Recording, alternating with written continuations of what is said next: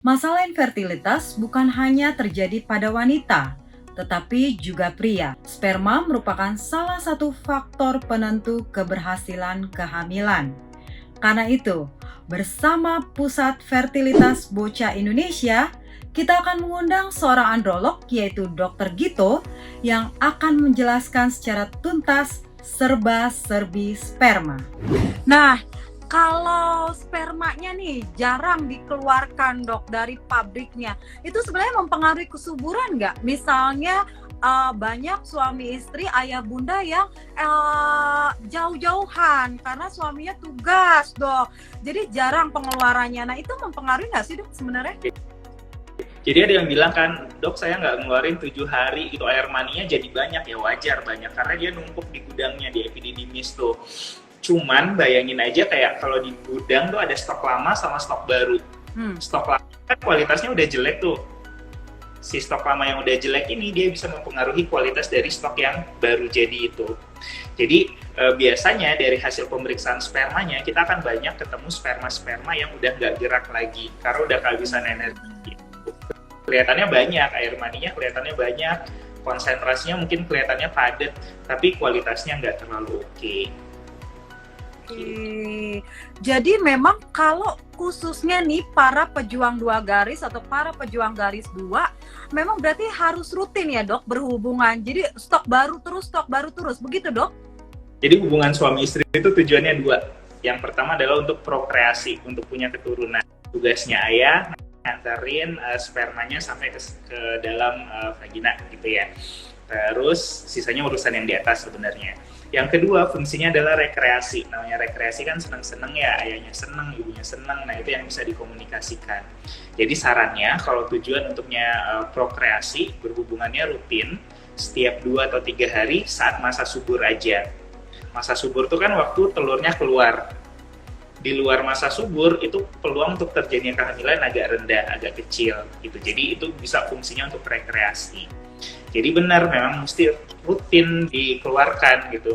Cuman kadang kalau bilang sama ayah ibu, oke, nanti hubungan tiap 2 hari, ya itu juga udah kayak pressure sendiri itu, kayak jadinya malah kayak robotik gitu, otomatisasi tiap 2 hari mesti hubungan, tiap 2 hari mesti hubungan gitu.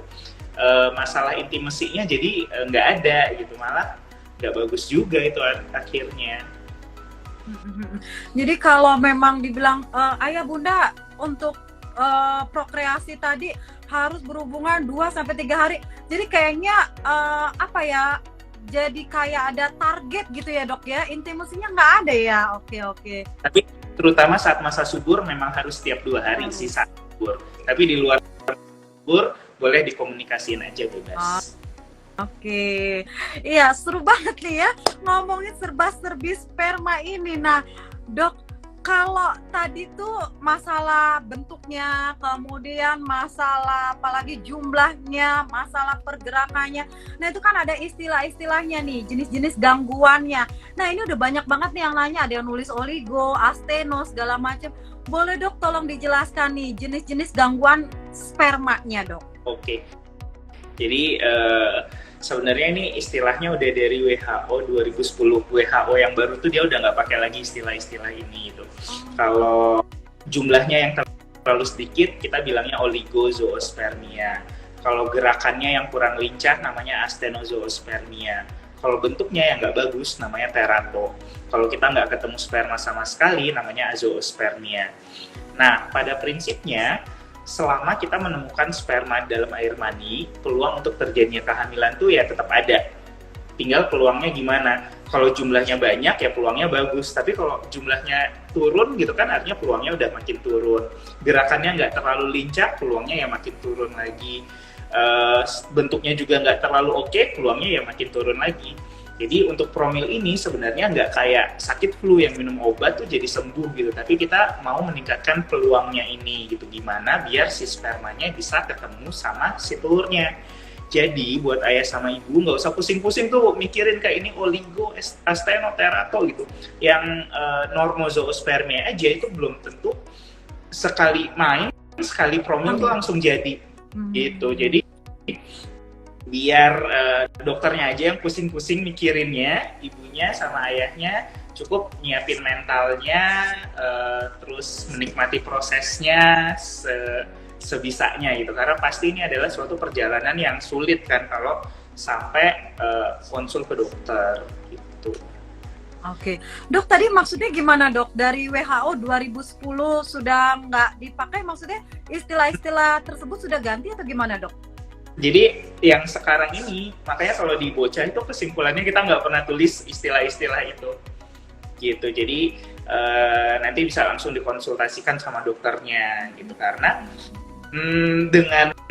karena itu juga kayak bikin jadi target gitu, dengan kita mencapai angka-angka itu nggak otomatis juga nanti ayah dan ibunya langsung berhasil promilnya gitu, cuman peluangnya yang akan meningkat gitu. Ya, artinya kalau misalnya dibilang terato tadi bentuknya sebenarnya itu bisa berubah ya dok ya? Artinya setelah konsultasi ke dokter, dokter kasih suggest dan lain sebagainya obat, artinya nggak divonis terato gitu ya dok ya, betul ya? Jadi hasilnya ini pun dinamis banget sebenarnya.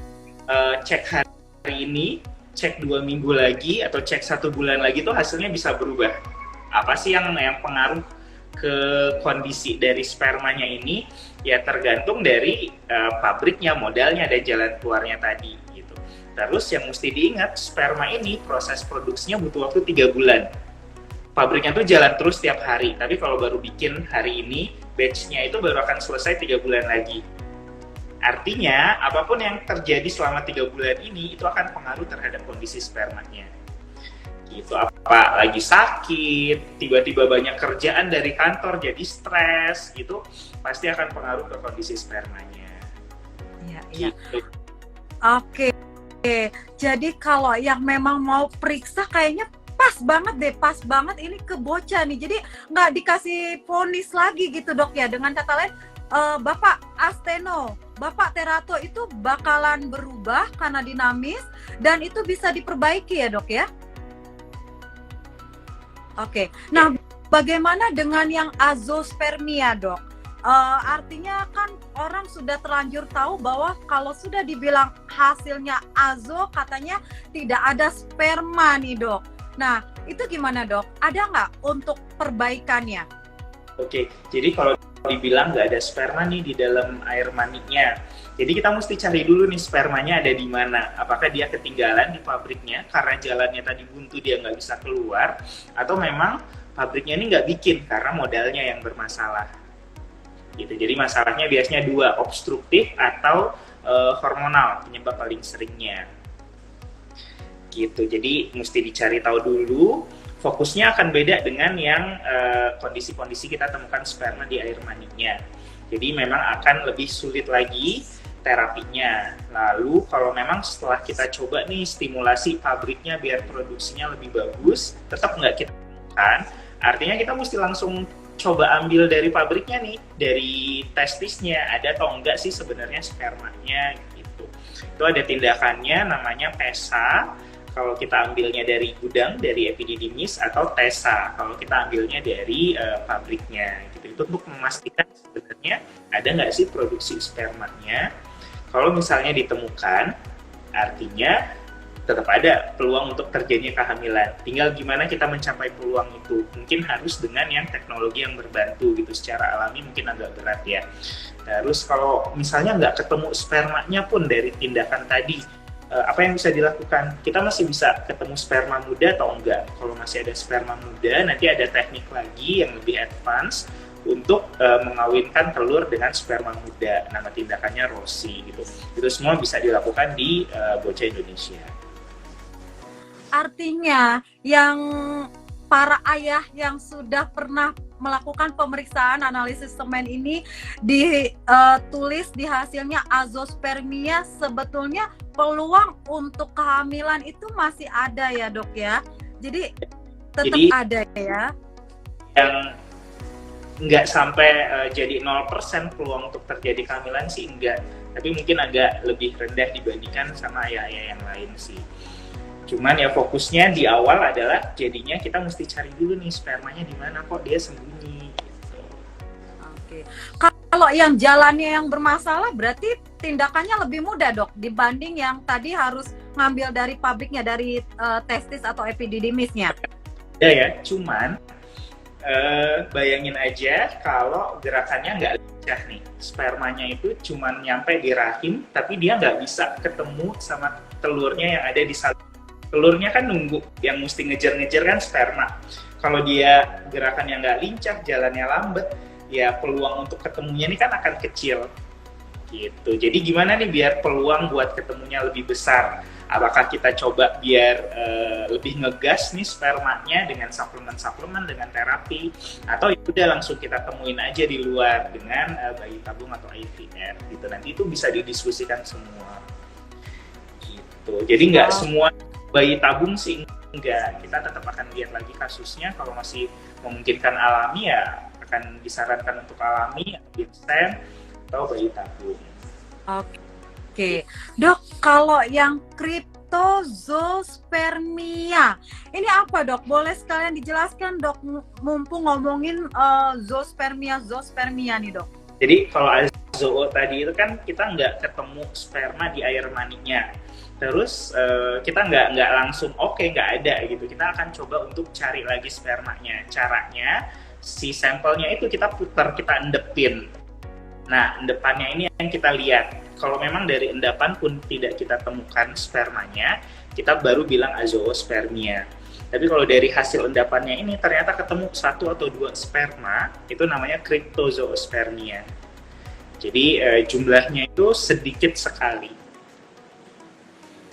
Oke, itu sekalian menjawab bunda atau ayah yang tadi ya, Bunda Ceritaera ya, sudah terjawab tuh. Oke, nah dok, untuk tips-tipsnya ini sudah banyak banget yang bertanya, jadi kita ini langsung siap-siap untuk menjawab pertanyaan-pertanyaan sahabat-sahabat Nutrimax, saya Bunda. Untuk tips-tipsnya nih dok, apa aja sih dok yang harus dilakukan untuk meningkatkan kualitas sperma? Jadi karena sperma itu produksinya 3 bulan, kita butuh paling nggak 3 bulan untuk proses perbaikan, dan apapun yang terjadi dalam 3 bulan terakhir itu akan pengaruh terhadap kondisi sperma. Artinya kondisi tubuh mesti dijaga banget. Terus tadi penyebabnya kan bisa dari panas sama radikal bebas, jadi hindari kegiatan yang bisa bikin panas area selangkangannya, kayak banyak duduk, pakai celana ketat, celana berlapis-lapis, berendam air panas, sepedaan, atau naik motor gede. Pokoknya kegiatan yang bisa bikin panas area selangkangan sebisa mungkin dihindarin. Terus kalau radikal bebas itu kan asalnya bisa dari polusi, asap rokok, dari zat kimia atau radioaktif, makanan yang diproses kayak nugget, sosis, sarden, kornet gitu, atau yang dibakar pakai arang kayak sate, itu juga sebisa mungkin dihindarin. Nah, radikal bebas ini dilawannya dengan antioksidan. Secara alami, antioksidan ini bisa kita temukan di buah sama sayur. Semangka, tomat, apapun sebenarnya sama bagusnya. Terus olahraga ringan itu juga membantu. Olahraganya boleh apa aja kecuali sepedaan. Terus stres fisik, stres pikiran sebisa mungkin dikurangin. Dan terakhir, malam kalau bisa tidurnya cukup 8-10 jam. Kuncinya sih artinya dengan gaya hidup sehat. Gitu. Oke, dok, ngomongin tidur nih dok, 8-10 jam, boleh nggak? Ini banyak juga pertanyaan, dituker gitu loh, misalnya yang kerjanya shift malam, nah itu masalah nggak sih dok? Jadi tidurnya di 8-10 jamnya tuh di siang gitu, atau dicicil 4 jamnya di yang siangnya, 4 jamnya di yang subuhnya gitu, gimana tuh dok? Jadi manusia itu ada siklus namanya siklus diurnal, di mana dia pagi aktivitas, malam tuh istirahat. Tubuh itu udah terprogram seperti itu. Makanya kalau kita ke negara yang waktunya jauh tuh bisa bikin jet lag karena pengaruh diurnal ini. Jadinya si testis ini, si pabrik ini, dia itu baru akan optimal kerjanya saat organ yang lain istirahat. Gitu. Kapan tuh waktunya? Saat tubuhnya tidur gitu kan. Dan ada jam-jamnya juga, nggak sembarang tidur juga, mesti yang tidurnya yang lelap banget gitu. Biasanya bisa dicapai itu di jam 1, jam 2 malam. Makanya karena produksinya bagus tuh malam-malam, biasanya efeknya ke ayah, hormonnya jadi bagus, pagi-pagi waktu bangun tuh ada morning wood-nya. Gitu, itu salah salah satu efek dari itu. Nah, karena dia produksi optimalnya sekitar jam 1, jam 2 malam, kalau baru mulai tidur jam 12 atau jam 1, ya baru mulai panas mesinnya, jadi nggak optimal juga gitu. Jadi makanya sarannya tidur 8-10 jam, kalau bisa di bawah jam 12 tuh udah mulai tidur gitu. Terus ya itu tidurnya nggak bisa diganti sih sebenarnya dengan tidur siang dan macam, tetap beda sih. Jadi kalau memang karena kerjaan ya mau nggak mau gitu, tapi kan nggak terus-terusan shift malam kan. Nah, saat dia yang lagi nggak shift malam, kalau bisa ya siklus tidurnya dikembalikan ke yang biasanya. Iya, seru banget ngobrolin sperma. Ternyata masih banyak kita nih orang awam yang belum paham betul ya. Dan terima kasih Dok untuk pencerahannya. Dokter boleh tolong kasih kesimpulan nih Dok tentang topik kita pada malam hari ini, serba-serbi sperma dan sekaligus tips terutama untuk ayah bunda yang sedang program hamil. Silakan Dok. Oke. Jadi buat ayah sama bunda nih yang lagi rencana buat program hamil, mau nambah momongan gitu, kita nggak tahu nih kualitas spermanya sekarang seperti apa. Kita nggak tahu kualitas sperma cuman dari air maninya aja. Kita mesti cek kondisi sperma yang tergandung dalam air maninya. Artinya ayah-ayahnya mesti berani buat dicek nih kondisi spermanya seperti apa. Perlu kita lakukan analisis sperma. Yuk periksa ke Bocah Indonesia buat cek spermanya. Oke, Dokter Gito, terima kasih. Selamat malam ya Dok ya. Sehat-sehat semua. Untuk sahabat Nutrimak juga sehat selalu. Selamat malam.